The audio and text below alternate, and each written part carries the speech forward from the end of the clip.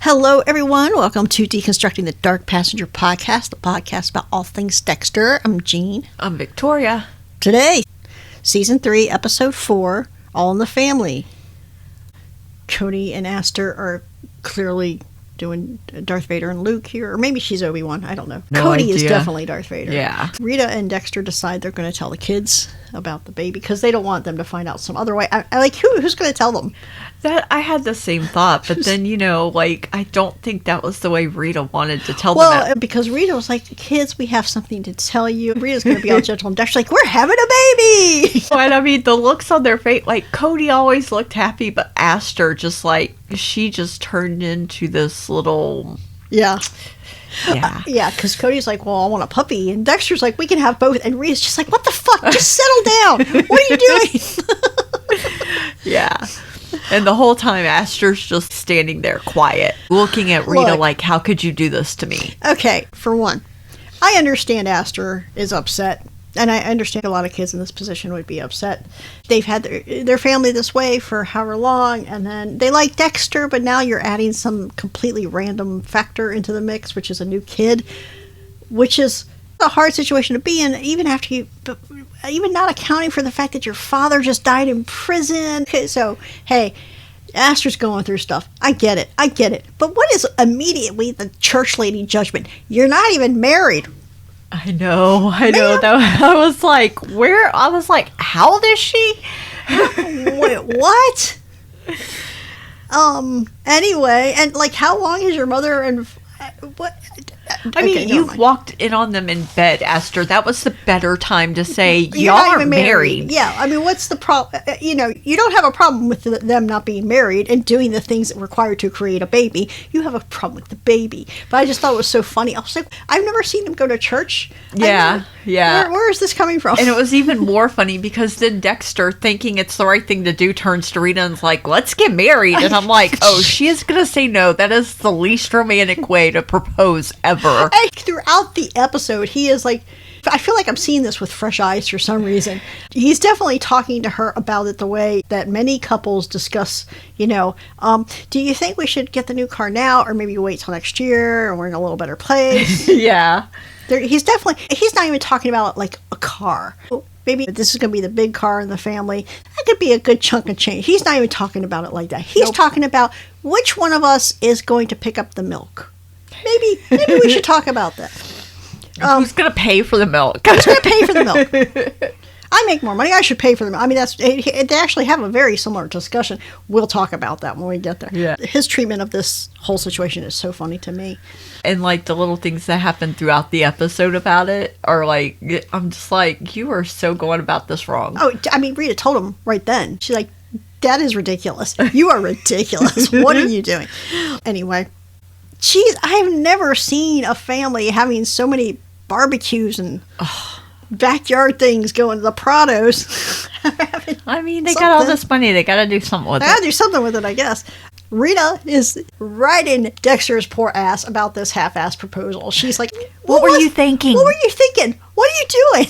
I'm not going to get married just because I'm pregnant. I did that once before. I want love this time. I mean, look, good for her. Good for her for having her bright line, and not crossing it. But, like, just the fact that you're going to nag him into this. I'm with Rita on this whole thing, but it was just so funny. I'm like, what? Stop randomly bringing it up. Well, let him have some time to think about what he did. I fucked up, yeah. So they go, and Dexter gets fixated on the Miguel friendship thing. When Miguel consistently does dumb shit like say, hey, we should tell Ramon that Freebo is dead.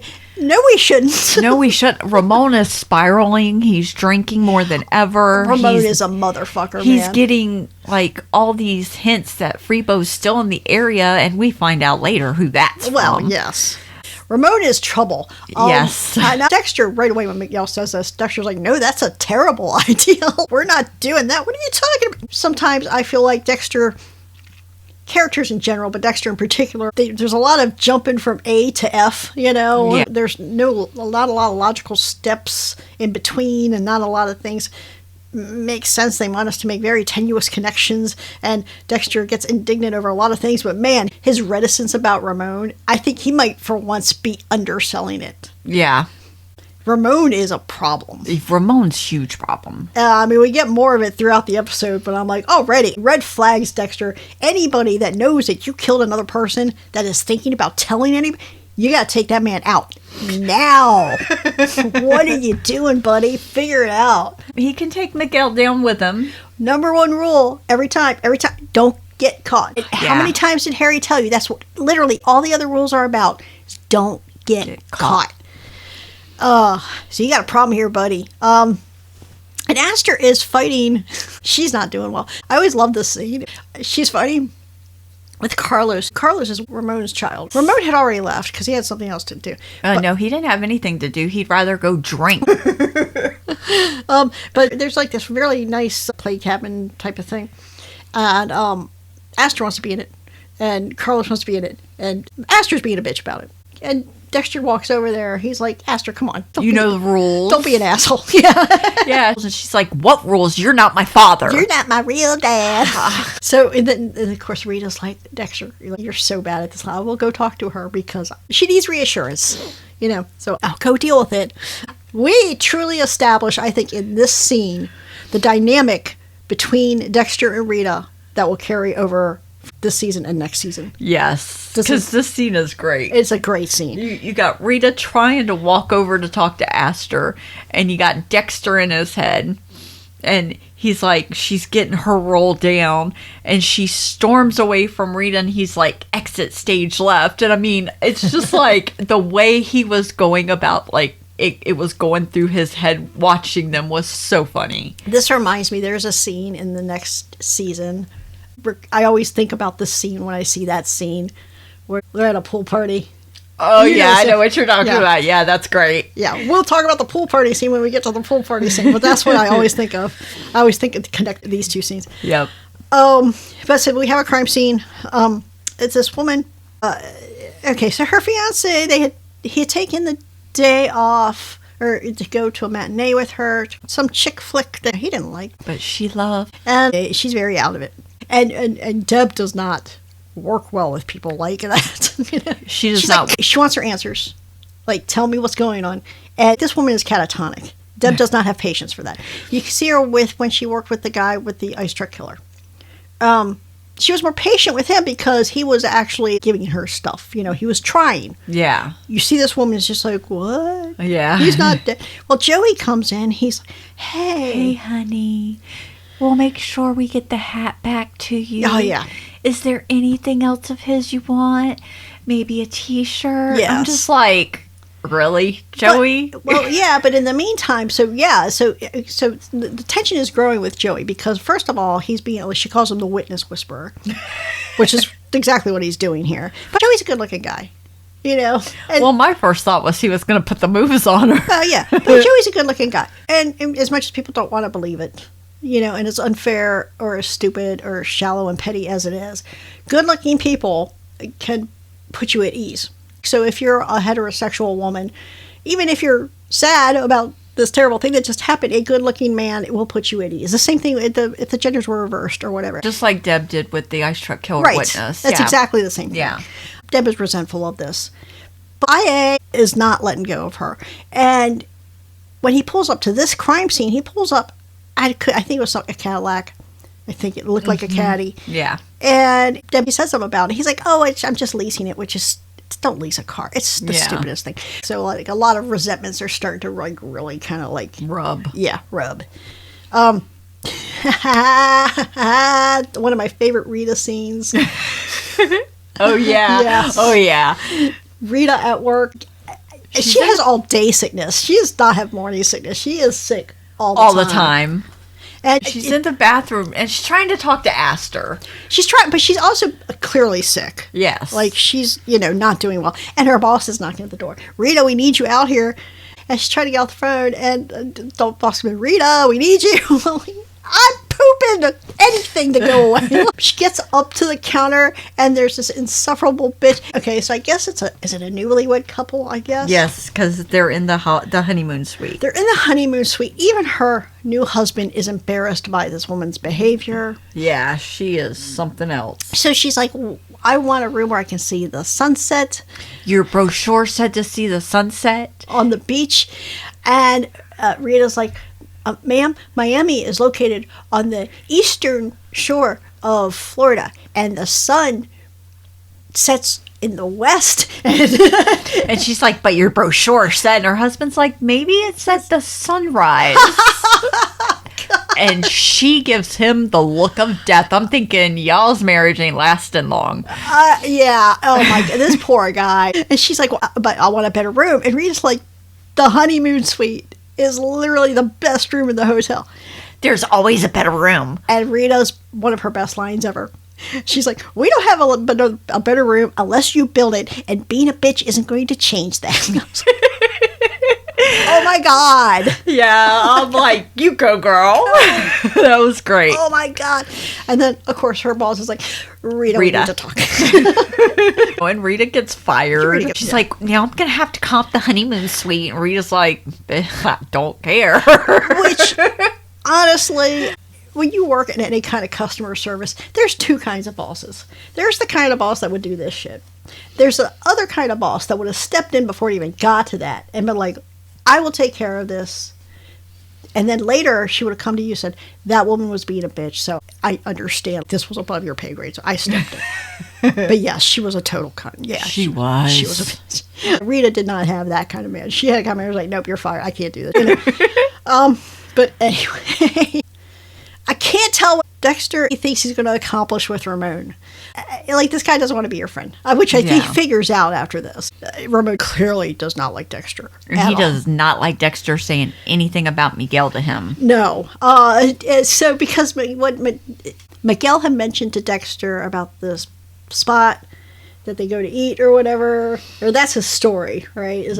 Miguel said that this is your favorite spot. So what Dexter had done was order his lunch from there, or his dinner or whatever. And he goes to pick it up and, oh, hey, Ramon, fancy meeting you here. Oh, that's right. Miguel said it was like your secret spot.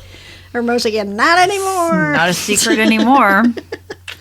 And this is just Dexter being his goofy self, because Ramon's just like, get the fuck out of here. I don't want to talk to you. Go away. Yeah. Because he's like, are you sure you should be drinking that? He's like, Miguel said you had a problem. Oh my God. Yeah. Yes. Ramon does not like that. Yeah. At the station, Deb is still having problems with this witness, and Joey is stepping on in. Masuka. Okay, things are moving really fast for Vince. Vince is on some different timeline. I talked about this last week, about how quickly he went from my article is being considered, here is the published thing. They did that in 2 days. Yep. And now he's the keynote speaker at the conferences based on this article. So what Vince does is he comes into work every day. We have Miami time. And then when Vince leaves the job and he goes to an alternate timeline that's actually, the time is not working the same way as it is for everybody else in the show, but he dips in and out of this timeline. And months of his life has passed. I don't know what's going on. But nobody wants to go to his keynote. Vince, it's not that nobody loves you. Well, part of it is. They want to make it like, they want the moral of this story to be, Vince, he always acts like a weirdo and a pervert and everything else. And when he tries to get serious, nobody takes him seriously. Yeah, because, and he took Dex's trick. He got donuts, but he put a ticket on top of each donut. And so if somebody goes for a donut, they have to take the ticket too. Right. And even Dexter reached for a donut and he's like, you already got a ticket. And Dexter's like, I'm the one who usually brings in the donuts for you. But, yeah, so they're trying to say something about the way people act. I'm like, this is simple. This is what's actually happening. Is nobody wants to go to this fucking keynote because nobody except for Dexter is going to understand a fucking thing he says. Yeah, but I kind of felt bad when Quinn did it, but I kind of like what Quinn told him. Because he turned around and then he proved Quinn right. Because Quinn's like, let me explain this to you. You're a total douche. Like, almost everything you say is some gross, sick joke that nobody wants to hear anymore. And then Deb comes up and he's like, I saved you a cream-filled donut. I don't think Masuka made his point. I think Masuka understood the point because, Masuka said, I saved you a cream donut. I don't think Masuka was trying to make a joke. I think Masuka was literally, hey, I saved you a cream-filled donut But it illustrates the point that even when Masuka is trying to be just a nice guy, everybody assumes he's being a gross perv. Yeah. But again, I mean, that's all true. But if he had asked me, I would be like, we're not hanging out, so I don't care if you're a perv or not, but, like, I don't understand what any of this stuff is. Yeah. I don't get it. Yeah, be nicer about... Yeah. But give me a donut. Rita is crying. She's got some cookies and crackers in the bathroom, and she's on the floor, and they're talking. Dexter is like a financial advisor. He's like, we get married, you have assets and insurance and 401ks. And because she's freaking out because she lost her job and medical insurance now. Yeah, and he's like, tax benefits, and then she gets sick again, and he's like, does that make you sick? And she's like, yeah, it makes me sick. Yeah, she's like, no, we're not doing it. I mean, not you're doing it like you're trying to sell her or something. I know. I mean, all this stuff is true, but that's, I don't know. Anyway, you remember that movie, I Now Pronounce You Chuck and Larry? No. So this was, it's like 20 years ago. So this was a movie, and these two guys got married literally. So they were not gay, but they were in California or wherever it was legal at the time. So they got married so the other guy could get the medical insurance or get the benefits and stuff. Uh-huh. Yeah. But that's what I was like, this is like some weird heterosexual version.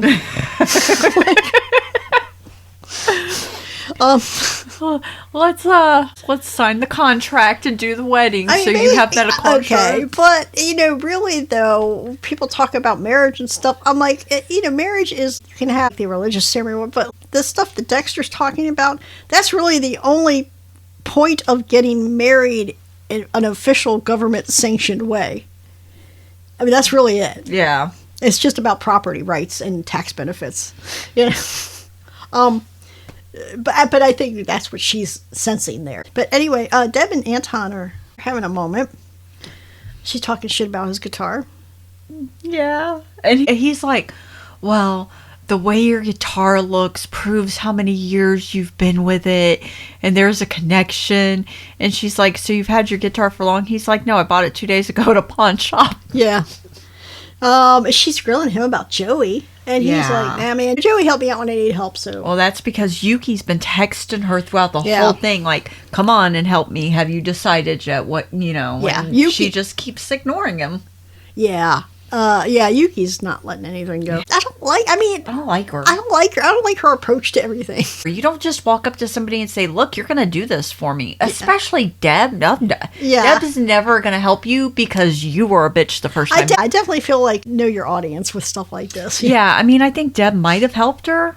Maybe. If she had approached it differently. I don't think Deb would have helped her. We had this thing with Angel and Dokes in the first season. And Angel ultimately cooperated with IA. Yeah. I think Deb would only do it if you already came to her with solid evidence that Joey had done something bad. Like killed somebody or whatever. Yeah, or for sure you have pictures of him being a dirty cop in some way. And even then, she'd probably like, what kind of dirty cop? Like, are we talking about like he's just taking a little cream or something? Or are we talking about, no, he's actually letting people go and stuff, you know?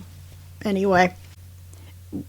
Okay, I like this storyline. I kind of don't like the way they ended this storyline, but Angel is and I have multiple times said I felt like Angel was an underrated character as far as like, I think Angel was probably one of the smartest guys actually in the department. I think he should have had more of a role. Yes. In all the seasons, like something just a little bit heavier. I think, but here, I guess we know he was distracted because this was like the dumbest I've ever seen him. He picks up a prostitute, goes back to the room, and they're getting close. And when he lifts up his shirt to bring out the money, she sees he's got a badge on his belt. Yeah. So she leans in close to him and whispers in his ear, "Take a pass, detective."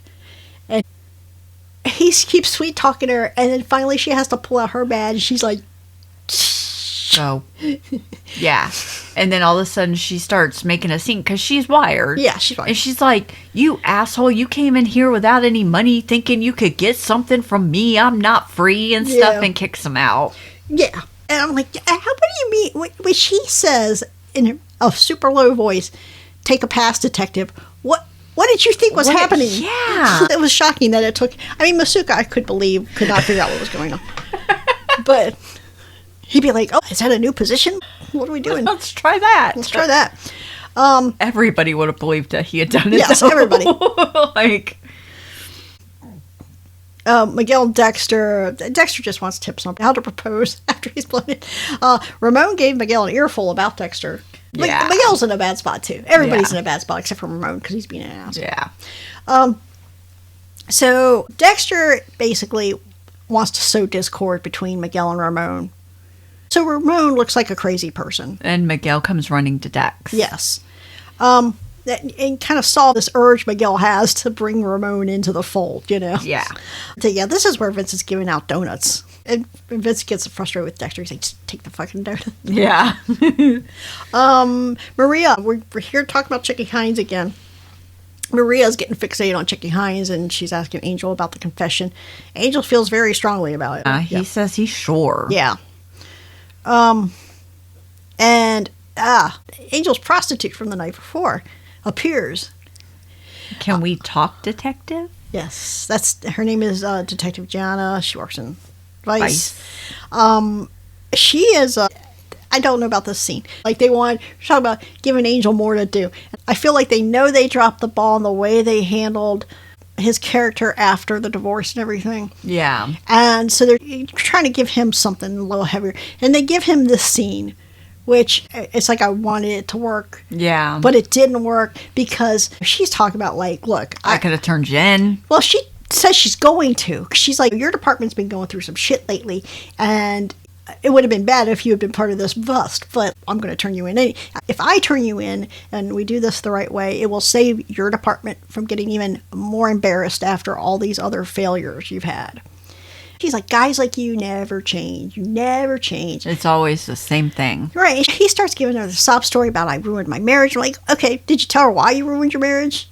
It's like, I wanted to like this scene because I feel like there's nothing wrong with his performance in this scene, but man, they gave him the most sad sack, middle-aged cop down his luck. I mean, he even says I'm a cliche or whatever. I'm like, you are. And the self-awareness that they gave you in this line about you becoming a cliche does not change the fact that all your dialogue here is a fucking cliche. Yeah. No matter how well you performed it very well. I was still very frustrated with this scene. Yeah, and, you know, and I loved what she tells him as she walks out. Keep your dick in your pants. She's like, keep it where it belongs unless it's in your hand and you're playing with yourself or you're having consensual sex with somebody. Ramon again. Jeez.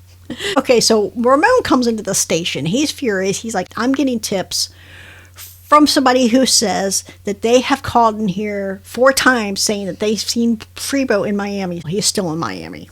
And Angel's like, that's not fucking true. No, that did not happen. But we find out the tipster is Dexter. And he's like, oh, I forgot to call the station and tell them. I love the little things he says when shit like this happens and he's by himself. And he's like, oh yeah, I forgot to do that. Yeah. Oops. But Ramon is going off and Maria's like, just get the fuck out. It's like, hustle him out. And she says to Angel, I'm over the Prados. Like, you let Miguel know. Yeah. You give Miguel the heads up because I'm over that. He's like, maybe I should call Rita with an anonymous tip to marry me. Yeah. Since I'm so convincing when I'm an anonymous tipster. We got this blood spatter room scene. That looks like she'd be into it. Yeah, like she could get all her anger out on this head. Yes.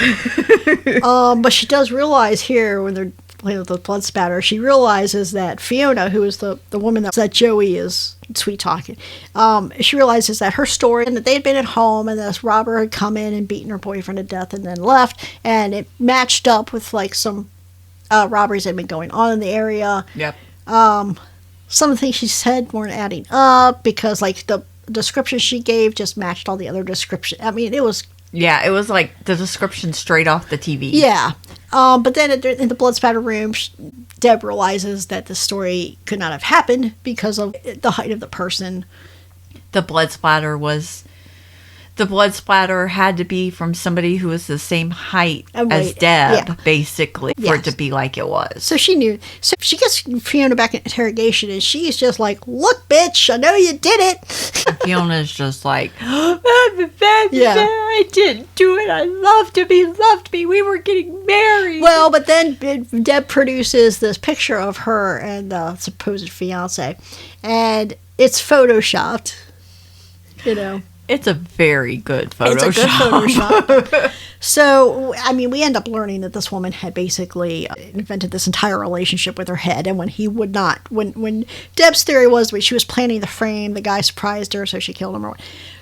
So Joey goes in. Joey's like, we're done. Take a walk, Deb. Take a walk.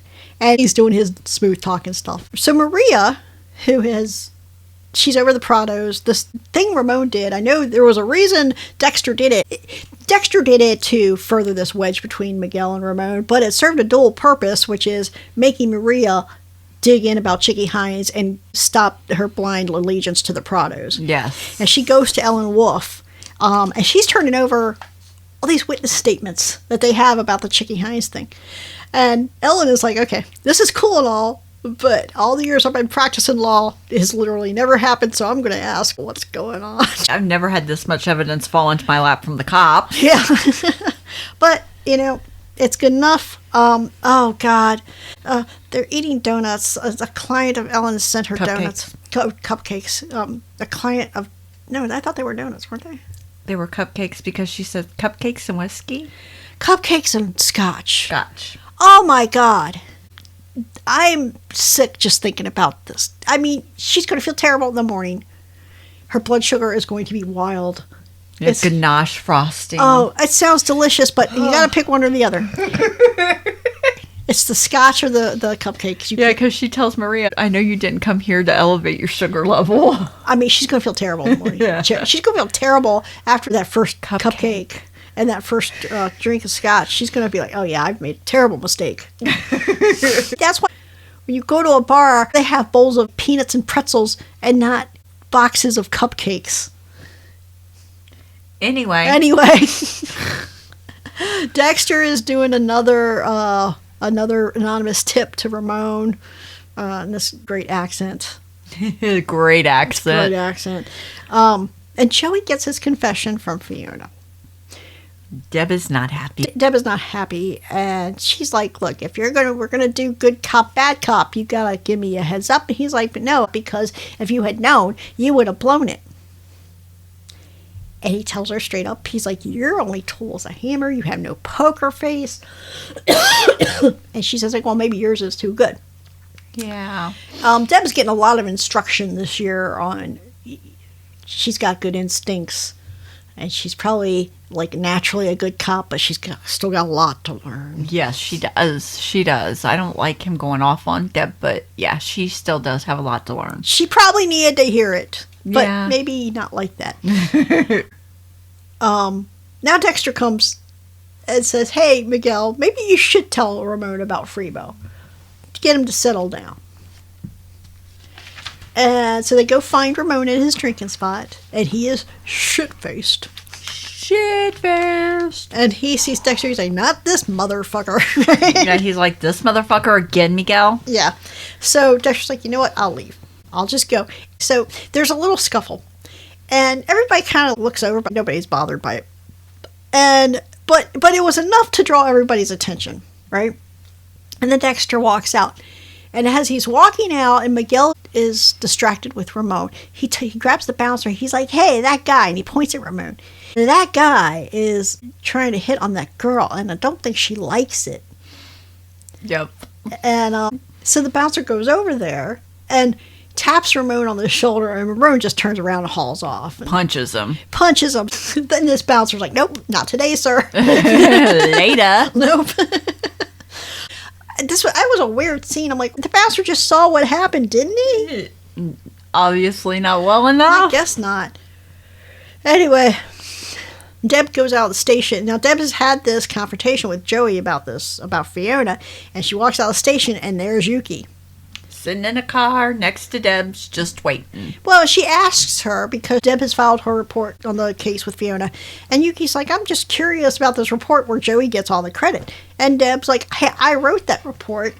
And he was the one that got the confession. He deserves most of the credit, which is ridiculous to me. He deserves credit, but not all of it. Not all of it. I do like this scene with Dexter and Ramon. This is like foot and mouth disease. So Miguel's talking about Ramon not realizing how far it gone. And he said, like, there's only one person I can trust anymore. And Dexter's like, yeah, yourself. Miguel's like, no, you, man. Dexter's like, oh, okay. Yeah. Okay. It was a really funny scene. Dexter's just sitting there, he's like, oh. Oops. So Dexter, we're getting some rambling stuff here. I feel like, when Dexter starts talking, doing his soliloquies, sometimes I'm paying more attention to what I'm actually seeing happening, because I don't know if we're supposed to understand that Dexter's not clear on what's happening, or if the writers aren't clear on what's happening. They just want to say some stuff so we can get on with it, or what. Because Dexter's talking about what I saw throughout the episode, what I see here at the end, is Dexter is talking about having friends and a wife and a family, and it feels to me like Dexter is falling in love with these ideas. Yes. But we're coming back to looking at Fiona, for example, who's somebody who decided that this was the way she wanted to view the world, and kind of fell into it to the point where it became reality to her. Yes. And he's talking about, like, well, you can do that, like, well, how long does it take of you telling yourself that this is the way things are before that's the way things actually become? I don't think it feels convoluted, because what's happening with Fiona is differently than what's happening with Dexter. Yes. Fiona had a delusion that she was laboring under. Dexter is just, I don't think it's a good analogy, because I feel like the point is that he's not pretending. Yeah, he's not. He's not pretending. He cares about Rita. He cares about the kids. So he can say what he wants. They can put these words in his mouth and this lead up. But when we get to this final scene and he goes to Rita and the kids, he tells her that you make me real. Yes. And I need a world where there's pizza night every week, and we go out and for ice cream, and we have to keep replanting that fucking lemon tree that keeps dying. I feel like these are things that, like, when we have Dexter, I'm pretending to be human and all that. There are some people who do not have all this trauma and this psychological profile that could not come up with something like that. That feels real to me. Like, you have to have some real sense of connection with the people you're talking to say something this convincing. Yeah. This isn't like car salesman stuff like, you're so beautiful. This is like real stuff that people that have been in real relationships understand, that I got to the point in my life where there were pizza night is the thing I look forward to, and the lemon tree and all that. Like, That's not a thing you can fake. I think that's a thing you only understand if you had this experience in life. Yes. So it's weird. I mean, we're getting these weird moments of, and I mean, yes, there's something inherent in the character that he doesn't quite understand what's happening, but I feel like the writers are pushing something on him, contrary to what we're seeing the character actually go through. Yeah. And it's weird, because at other points he seems to have an awareness of what's happening to him, but they keep wanting to go back to this thing. Yeah. I don't understand it. I don't either. Okay, so you're getting that vibe too. Yes. I feel like they pushed too hard on this one too quick. Okay, yeah. Yeah, they made so much progress in that first season. And then I feel like they almost second-guessed themselves after that. Yeah. And it feels like they keep wanting to go one step forward, two steps back. Yeah. I think maybe the answer is to maybe stop having him talk about it so much. I don't think we need to have him talk. I mean, I love his voiceovers, but I think when he starts talking about, whatever the moral of the story is supposed to be that week or whatever, he doesn't need to say so much. He gets very lost in what he's saying sometimes, and it doesn't always make a lot of sense, and it doesn't always match up with what we're actually seeing on the screen. Yeah, I agree with that. He can have some self-awareness, and I understand what they were trying to do with the Fiona thing. It's not a perfect analogy, but I understand what they were trying to do. If he was going to talk about it, I wish that we had seen more of him understanding how he was different than Fiona. Yeah. Yeah. Yeah. He's like, I'm not pretending, though. I mean, I guess we don't want really that revelation just yet, because when he does have that revelation, it's very powerful. But Yes. but this insistence on him always saying, well, I'm just faking until I make it. But it just feels like he is going through stuff and he understands it. We see him understanding it. I think the answer is just don't talk about it so much. Yeah. You know? Yeah. I agree with that. Other than that, I love the episode. I did love the real proposal scene. Yeah, when he tells her he can't live without her, and he asks the kids and her to marry him. Yeah. And, I mean, I think it was great the way he included them. Yes. Well, yeah, it was great because he understands it's the whole package. It's all of you. Yeah. You know? Yep. It's a good episode. I like this episode. I like Ellen Wolf again. I like that we're getting into this section where we get some Ellen Wolf. Yeah, I do too. I don't know how convincing Maria's behavior is, but fine. It's fine. Yeah. I mean, we see some more with that. Yeah. But I think we'll understand it soon. Yes, for sure. So. Yeah. This interaction between Maria and Ellen Wolf reminds me that we're coming up on a very infamous scene. Yes. And just prepare yourselves. I'm not sure if it's the next episode, but it's coming up. And it will be. If it's the scene I'm thinking of, I think it's 2 episodes out. It's going to be mocked relentlessly. Yeah. It is. I love this show. And I'm not shy about saying when I think something doesn't work or whatever. But like, this is one of these scenes where I remember when this came out, the first time it aired, and I watched this scene, and I actually had a moment of like, what am I doing watching this? What is happening? And like every time I watch it, I'm like, it's just funny now because I know it was just like a misstep. They did that in the first season too. They had like a couple missteps where it just felt like we just gotta hurry up and get through this, you know, like Yeah. we gotta make this thing happen real quick. But it is so funny. So we will talk about it when we get there. Other than that, I don't have a lot. I mean, I like this episode. It's not the cleanest episode. It's not particularly strong. I like it. I feel like they maybe could be a little. We could have been a little leaner with this Ramon stuff. Like, kind of get to the point a little quicker with Ramon. Yeah. I feel like it was a lot of unnecessary back and forth. Yes. And I'm not wild about the way they did the Fiona thing. Yeah. That was kind of weird. The Joey Deb thing. I mean, again, I think this is actually pretty typical for about this part of the seasons every time. They have a lot of ideals that they're trying to kind of weave in together and And they see all, what plays well. right, and they all kind of feel thin and underdeveloped, Yeah. you know. Yeah. But it's okay because I know how I know how things will work out. But Yeah. I will come back to it because just because things work out well doesn't necessarily mean that any of these problems went away with this episode. So. Yeah. But do you have other thoughts about this? I don't think so. I mean, it was a good episode, yeah, but it wasn't the strongest one of season 3 by any means. But it was a good episode, and you know. On to the next Monday, we will talk about season 3, episode 5. And you can also join us on our other podcast, which is The Final Assessment, which is a podcast about the television show Evil, and Outside Food and Drink, which is our movie podcast. We have about 3 or 4 months of back library, back catalog that you can listen to, including a month of Black Christmas and a month of Halloween adjacent movies and Pilgrim adjacent movies, and we did the Haunting of Hill House and Three Mothers trilogy. Yeah. So there's a lot there, and we're hoping there's going to be a lot more. We'll have the schedule of what we're doing upcoming on the website. You can check that out. We'll have all the links in our show notes if you want to go check any of those out. Of course, always you can. We have the whole back catalog of seasons 1 and 2 of Dexter the original series, and we have the first season of Resurrection, and we have Original Sin up there, so you enjoy those as well. And until next week, we'll see you then. Later. Dexter